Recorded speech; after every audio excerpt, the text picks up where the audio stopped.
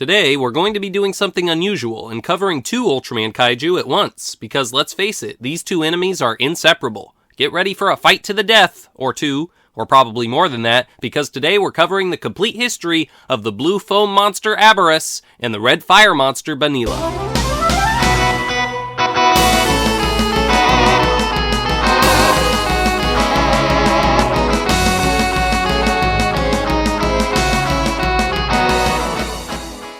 Hello students, how are you all doing? Are you seeing red? Are you feeling blue? Well then, this is the class for you! Oh, and I didn't mean to rhyme that time. Just kidding, of course I did.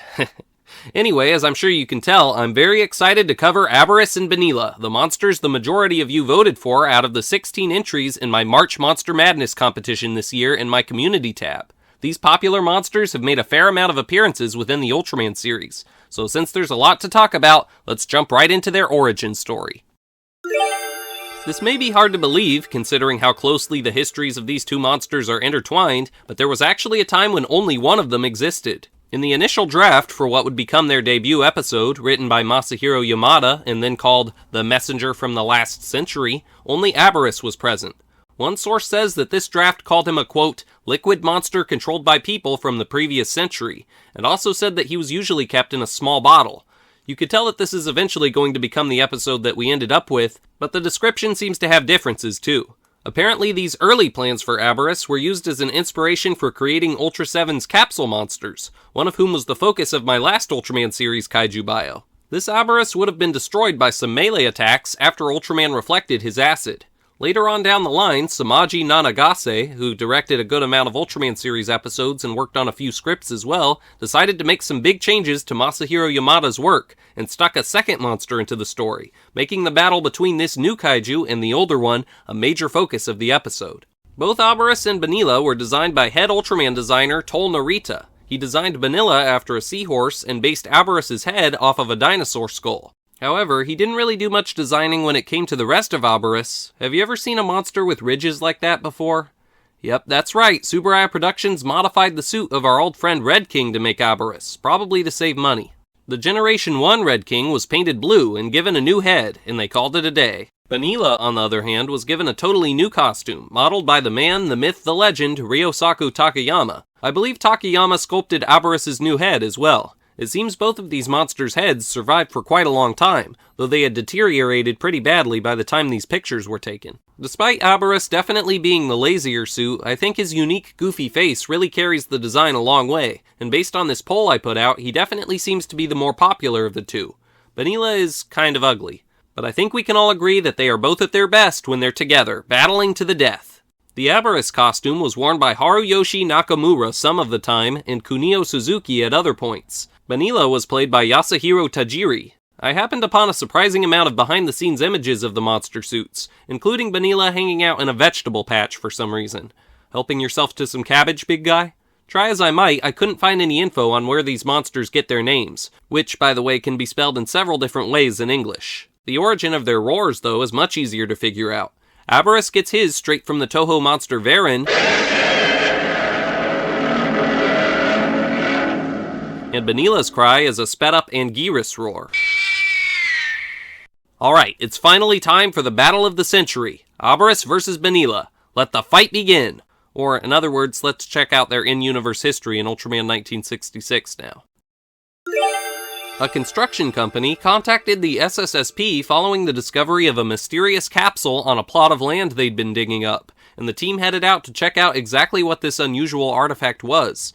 There were extremely ancient fossils on this capsule from long before recorded history, which pointed to it having been built by an incredibly ancient civilization, and it was thought to be some kind of time capsule. One half of the metal object had been broken and was empty, while the other side contained a big mysterious vial of liquid and a metal tray of some sort. Scientists took both items to try and identify them, and the construction crew got back to work, unknowingly digging up a second vial of liquid that had been in the broken part of the capsule and transporting it elsewhere, leaving it exposed to the elements. This couldn't be good. Meanwhile, the metal plate was found to have writing on it, and scientists began working to translate it, while a mineral testing lab concentrated on trying to break open the first vial to study the liquid, which, fortunately for them, was easier said than done. I say fortunately because, as the writing on the metal plate mentioned, this liquid was actually one of 2 liquefied monsters that an ancient civilization had captured and buried deep underground in the capsule. The message ended with a warning that the vials must never be opened again, or humanity would perish. Sadly, by the time this message was translated, it was already too late. An unseasonal lightning storm began brewing in the exact same location as the undiscovered vial, and a bolt of lightning ended up striking the object, breaking it open. Upon being released, the red substance inside suddenly materialized, and Banila appeared. The red monster went into destruction mode, and try as they might to destroy the beast with rockets, the SSSP couldn't bring him down. But soon their troubles would be doubled when the mineral testing lab finally succeeded in blasting the other vial open. Bye, mineral testing lab. You will be missed. Aboras wasted no time in showing the world his signature move, a foaming acidic mist, which could melt buildings away. It's more than soap. It's power wash. Ha ha, ha ha. Upon learning that they now had another kaiju to deal with, the SSSP left Banila to the military, which is never a good idea, and returned to base to form a plan, as Banila burned the military planes to a crisp, and Aboras just got to go wherever he wanted unprovoked. With no Ultraman around, for some reason, why put off transforming, Hayata? Things were not going well for Japan. But fortunately, there was one little sliver of hope. Aboras and Banila are enemies. They can't stand each other. Perhaps there was a chance that the 2 could get into a fight and one could take out the other and cut the problem in half. Well, it didn't take long for Aboras and Banila to locate each other, and a fight did indeed break out, right outside Tokyo's Olympic Stadium. The 2 began grappling each other, and Banila slammed Aboras into the side of the stadium. Moments later, they were up again in the middle of the arena, and this time Aboras shoved Banila on the ground. He tried to quickly finish his rival with his mist, but Banila rolled away and countered with fire. Their 2 weapons met in the middle in a primitive beam lock and canceled each other out, so the 2 returned to close quarters combat, and Aboras bit Banila with his huge mouth. Meanwhile, the SSSP had finally gotten into position and shot Banila in the back of the neck. He didn't seem too affected, but soon after this he got pushed to the ground by his blue foe again. After briefly attacking Aboras, which was ineffective, the Science Patrol aimed at Banila again as he tried to return to his feet and hit his eye with a rocket, knocking him right back down again. The badly hurt red monster roared in agony, and seeing his opponent's predicament, Aboras hit Banila with his acidic mist as he lay on the ground. The red creature didn't roll away this time, and soon he was covered in foam.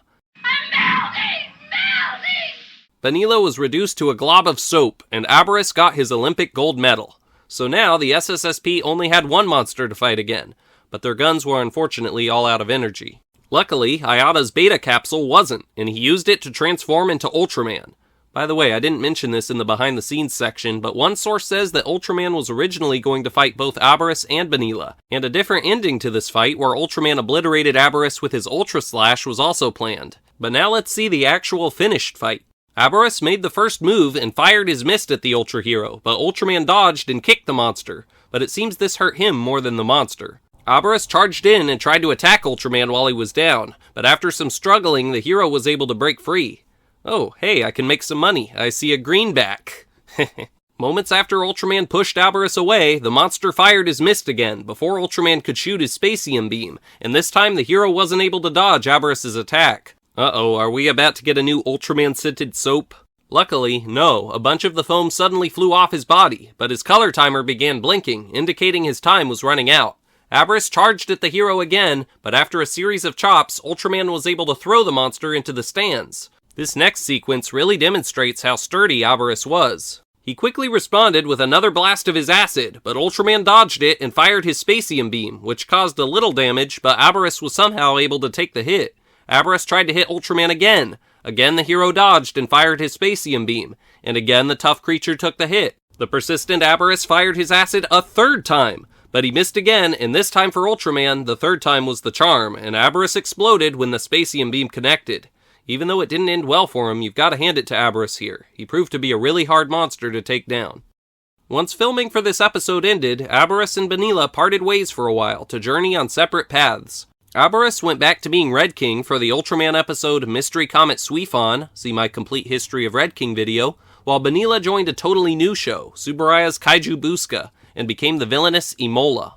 It seems both monsters swapped out heads for these new roles, which is probably why their old heads were able to stick around for a while. Also, before becoming Imola, new footage of Banila actually getting to fight Ultraman was reportedly shot to play on a TBS show called Young 720, when Ultraman's suit actor, Ben Furuya, appeared as a guest on the program, I guess to show what Furuya was capable of.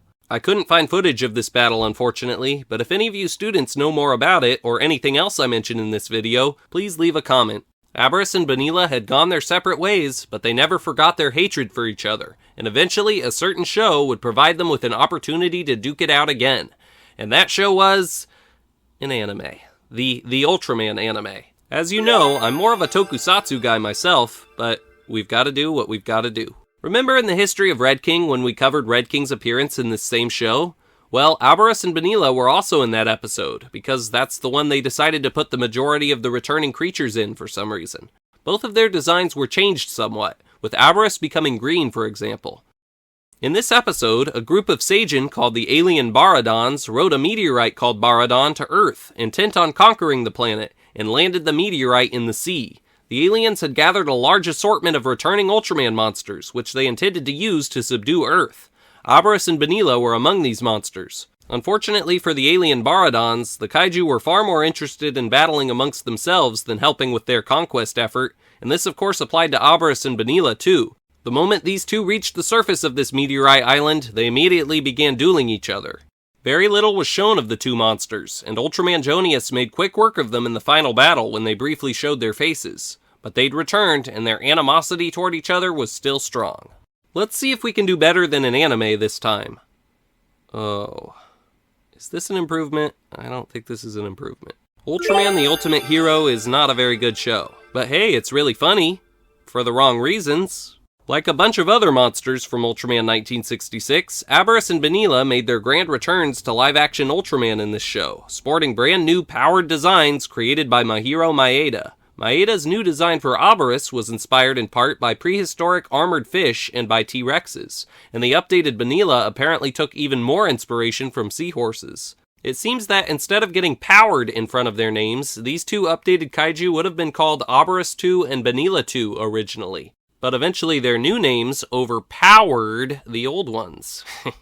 Hiroshi Yamaguchi and Bud Robertson were responsible for the script that brought the two monsters back. Kevin Hudson apparently modeled their new suits, and it seems two of the people on this list were the ones who wore these costumes. The last behind-the-scenes note is that a pump was used for the scenes where Aboras used his foam. Okay, Ultraman the Ultimate Hero, we're giving you another chance, for some reason. What do you have for us today? One day, DWP Water contacted the Winter team about a weird sarcophagus-like thing they discovered following a bunch of rain, which appeared when the water went down. Winter took it back to base and began studying it vigorously, eager to determine what secrets this 3,000-year-old object contained. Then they took it oh, wait, that looks like Colonel Sanders. The Colonel helped one member of Winter decipher the writing on the sarcophagus, which, again, talked about how a monster had been captured inside and do not open this. So, Colonel Sanders proceeded to start trying to open it.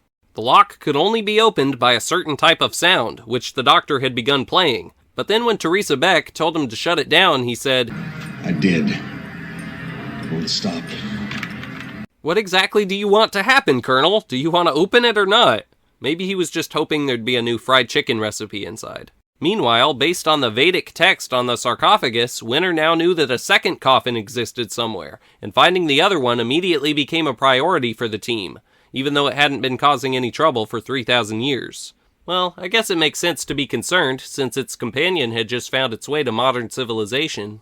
Winter used the heat signature of the first sarcophagus to find the missing one, but in one of the biggest coincidences of all time, they began their search for the second one just as two university students were busy breaking it open in a cave in Clearwater Canyon. They intended to talk about their discovery in a newspaper article and include pictures, but the loud camera flash was just what the vault needed to unleash what they didn't understand, the power that's inside. This light zoomed into an oddly square-shaped cliff and materialized into a monster who busted right back out again. Aboras was back. Meanwhile, no matter how hard Colonel Sanders typed, he couldn't get the sarcophagus he started opening to shut again, so he and Beck fled the room just before a red rectangle shot out of the coffin. Moments later, Banila had joined the Kaiju party. The two monsters, of course, had to get back to fighting each other as soon as possible, so they bumbled toward each other and began their battle near a football field. After the initial first few weak shoves, Banila decided to turn things up a notch. Talk about a heavyweight fight. Woo-hoo. Is this really something to be excited about? Thousands of lives are currently at risk right now. After a little more close-range combat, Aboras decided it was time to quit messing around, and fired his acid at Banila's belly, knocking his opponent to the ground. This little bit of the acid was enough to cause bubbles to foam up around the red monster, and moments later he was just gone. So now, all Winter had to do was eliminate Aboras, right? Well, we'll see about that.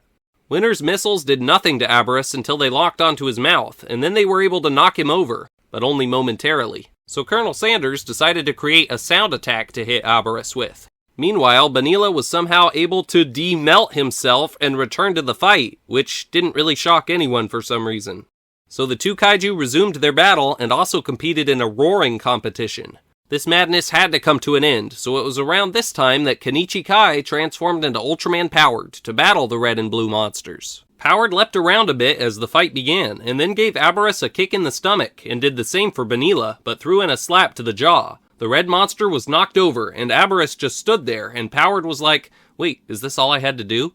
We then cut away from the match just long enough for Aboras, Banila, and Powered to get lined up for this next shot, where the Ultraman showily blocked both fire and acid, at the cost of his color timer beginning to flash. Oh, and getting a little blue. Meanwhile, Colonel Sanders had found the right sound frequency that would hurt the monsters, so Winter began blasting the sound, and the kaiju covered their, necks.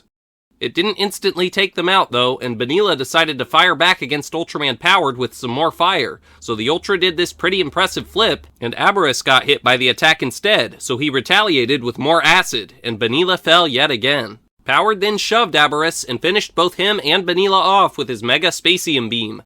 The two monsters haven't been seen in their powered forms since. But they have been seen since this. Let's jump to the new generation era of Ultraman. There is a lineup of popular monsters that, starting during the time of Max and Mabius, and especially after that in the Ultra Galaxy and New Generation eras, Tsuburaya Productions likes to bring back constantly. Aboras and Banila are, for some reason, not part of that lineup yet, but they nevertheless were able to make 2 in-person appearances in the New Generation era main series shows. The first was a super brief appearance in the opening of Ultraman X, Episode 1, in which the two monsters could briefly be seen in Russia fighting each other. Because what else would they be doing? Their costumes shown for this shot were taken from the Eiji Tsuburaya Special Effects Trajectory exhibition, and probably weren't really intended for TV use, so they only got to appear here as a cameo. Ultraman Trigger New Generation Tiga, however, brought the two monsters back for a much more major role. In episode 21 of Trigger, written by Jun Sugita, Aboras and Banila got to make their true, big, not just a cameo return to the main Ultraman series, and were portrayed once again with suits that initially were being used for a different purpose. They were apparently on display at Ultraman Festival events before being drafted into the show. Banila was played by Kenji Kajikawa, and Aboras was brought to the screen by Hiroyuki Arai, who we already determined in this video is a human Red King, so it makes sense he would also be called on to play Red King's blue clone. Okay, I'm ready to pull the trigger on the in-universe history. And that is such an obvious joke, I don't even know if it counts as one. Anyway, here we go. This episode begins with showing us a little clip of Trigger fighting Baraguirus, which happened in the previous episode. And in this opening, we got to see that during this fight, a stray blast of electricity entered this building and caused a capsule of blue liquid and a capsule of red liquid to become unstable. I have absolutely no idea what those things could be. These 350 million year old artifacts had both been dug up separately the year before the events of this episode. Aware that the liquid inside was actually a pair of liquefied monsters, Guts Select was instructed to transport the capsule to the Nurse Dese, while the research center Baraguirus hit with his lightning was being repaired. But before Guts Select could do anything, the spherical capsule suddenly flared up from being so unstable, and a cloud of blue mist escaped the building and transformed into Aboras. To remind everyone of his special ability, the kaiju immediately fired his acidic mist at a building, melting it in mere moments and causing a giant glob of bubbles to begin spreading. Akito began firing at the monster, but had to be saved from the big wave of soap by Kingo, who sacrificed himself to save his friend. At least Trigger got to die clean, I guess. Kingo's friends thought he was still alive though for some reason, but we'll get back to that. Anyway, in the confusion, Banila figured, why don't I escape now too? So he did. Aboras' reaction to seeing him was really funny. He saw his rival out of the corner of his eye, looked away, slow to realize what he'd seen, and then his brain finally processed what had come in through his eyes, and he roared furiously. Banila then went through the exact same process, and the old enemies went at it again, grappling each other with every ounce of muscle they could muster. Both sides were pretty evenly matched, and eventually Banila was able to hurl his blue foe to the ground, and pulled him up like a wrestler. But soon, Aboras had turned the tables and rammed Banila over. Then, things seemed pretty even again. Eventually, Aboras began spinning his opponent like a top, round and round extremely fast. Despite being incredibly dizzy, Banila was able to counter by turning on his fire breath, which lit Aboras on fire for a short amount of time, giving Banila a chance to stop spinning and get back into the brawl. This was short-lived though, because Guts Select finally got their act together and tried to fire at the monsters, so Aboras and Banila decided to put their differences aside just long enough to chase the intruder away. That was probably the best for the defense team though, honestly, because moments later, Guts Select learned that if they destroyed the kaiju, their poisonous blood would just make things worse. So what could possibly be done? Oh good, here comes Ultraman Trigger. Oh wait, that's Dark Trigger. Yep, Akito decided to risk letting their prisoner, Ignis, loose so he could try and save Kingo, if he could be saved. It's a lost cause, guys. We all saw what happened to him. Anyway, after transforming, Dark Trigger rammed both Aboras and Banila to the ground. He specifically wanted access to Banila's fire so he could burn away Aboras' foam, because this was the only way it could be cleared. Aboras and Banila, of course, didn't like interruptions, so they fought back, but they didn't forget their dislike for each other, which could easily be seen when Aboras used Banila as a shield to protect himself. Dark Trigger fought very well, and though his opponents got a few hits in, he was eventually able to force poor Banila to blast his fire down at the large puddle of Aboras' foam below. But that's just so useless. There's no way Kingo could have survived. Oh. He has a magic bubble? That's cheating! Trigger Dark needed some help dealing with the gruesome twosome, so Kingo decided to end his bubble nap and transform into normal Trigger. Aboras and Banila were slammed really hard, and moments after returning to their feet, were walloped back onto the ground from behind. Trigger and Trigger Dark quickly worked out which kaiju they would each take on, and both got to work battling, getting some strong blows in before falling back after the monsters used their ranged attacks. Then both Triggers decided it was finishing move time. Now, how could they do that without spreading the poison that was in the blood of the two kaiju?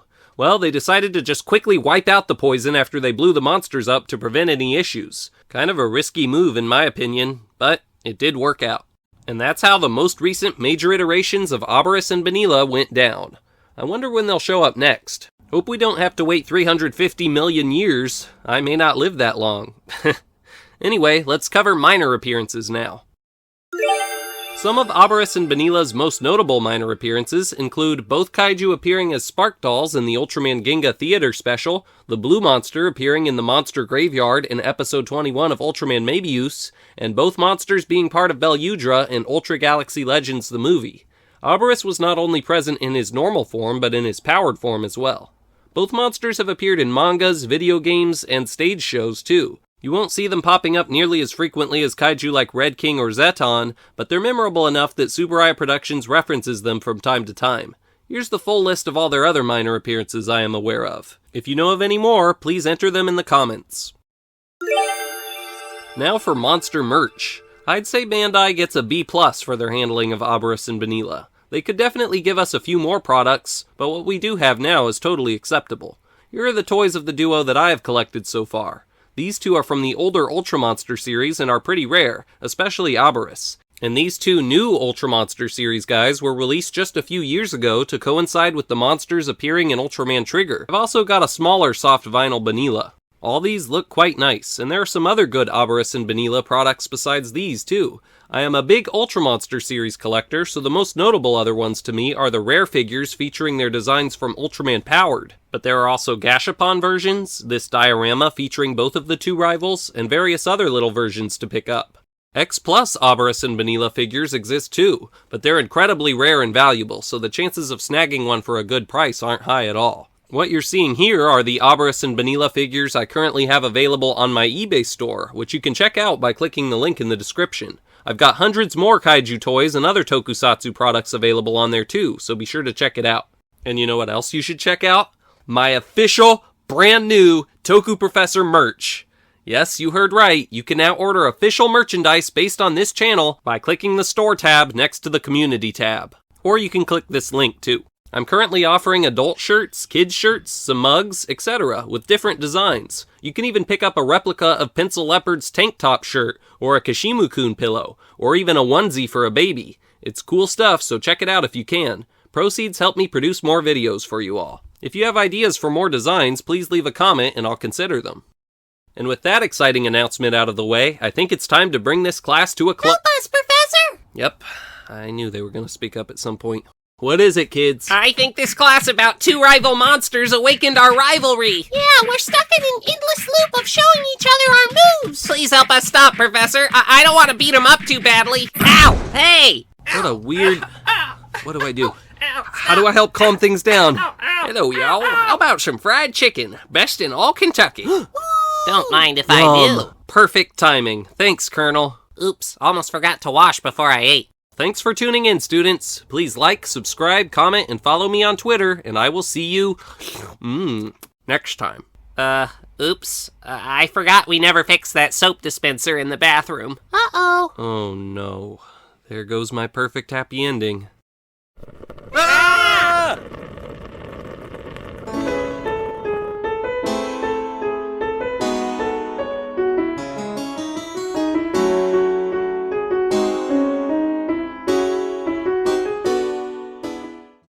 How am I still alive? Got you covered, Professor.